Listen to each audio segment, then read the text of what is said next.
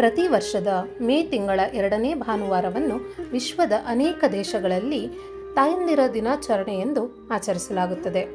ತಾಯಿಯ ಪ್ರೀತಿ, ತ್ಯಾಗ, ಕಾಳಜಿ ಮತ್ತು ಮಮತೆಯನ್ನು ಗೌರವಿಸುವ ದಿನವೇ ತಾಯಂದಿರ ದಿನಾಚರಣೆ. ಆದರೆ ಈ ದಿನ ಯಾವಾಗ ಆರಂಭವಾಯಿತು? ಯಾರು ಆರಂಭಿಸಿದರು?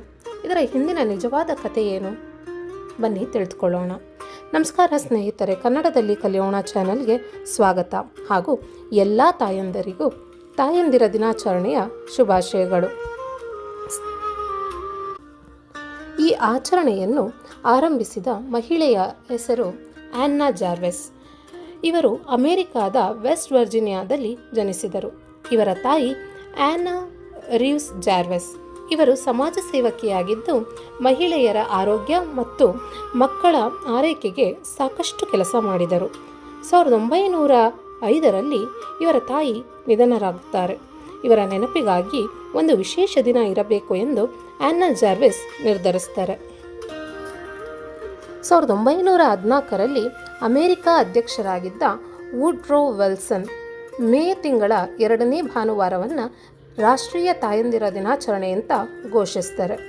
ಆ ನಂತರ ಈ ಆಚರಣೆ ವಿಶ್ವದ ಅನೇಕ ದೇಶಗಳಿಗೆ ಹರಡುತ್ತೆ. ತಾಯಿ ಎಂದರೆ ಪ್ರೀತಿ, ತ್ಯಾಗ, ಸಹನೆ, ಮಮತೆ, ರಕ್ಷಣೆ.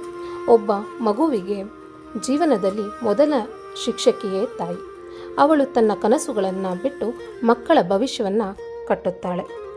ತಾಯಂದಿರ ದಿನಾಚರಣೆ ಕೇವಲ ಆಚರಣೆಯಲ್ಲ, ತಾಯಿಯ ಪ್ರೀತಿಯನ್ನು ನೆನಪಿಸಿಕೊಳ್ಳುವ ದಿನ.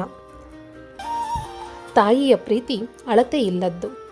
ನಾವು ಎಷ್ಟು ದೊಡ್ಡವರಾದರೂ ತಾಯಿಗೆ ಸದಾ ಮಕ್ಕಳೇ.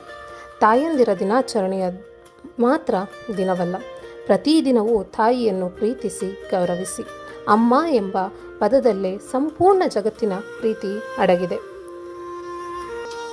ಇದೇ ಥರದ ಹೆಚ್ಚಿನ ಮಾಹಿತಿಗಾಗಿ ನನ್ನ ಚಾನಲನ್ನು ತಪ್ಪದೆ ಲೈಕ್, ಶೇರ್ ಮತ್ತು ಸಬ್ಸ್ಕ್ರೈಬ್ ಮಾಡಿ.